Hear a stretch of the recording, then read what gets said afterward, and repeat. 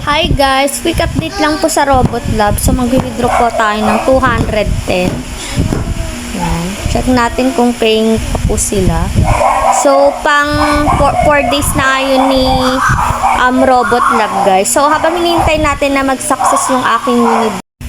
Hi guys! So wala pa pong 5 minutes pumasok na po yung aking withdraw dito sa Robot Lab. Ito po, you have received 168 of GCash from. So paying na paying po siya. Meron po siyang 20% na withdrawal fee which is 42 pesos po yung nabawas sa 210 na withdraw ko. Kaya po 168 lang po yung na-receive ko. So pang 4 days na ngayon ni Robot Lab and paying na paying pa rin po.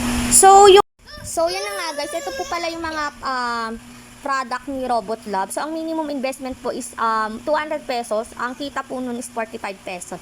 So, may daily sign-in po na 5 pesos. Ito po. Bali, 50 pesos po yung kita nyo araw-araw. Pag nag-invest po kayo ng 200 pesos. Tapos guys, kung gusto nyo araw-araw maka-withdraw guys, is yung 500 pesos. Ang daily profit niya is 125 pesos. Bali, ang minimum withdraw po is 130.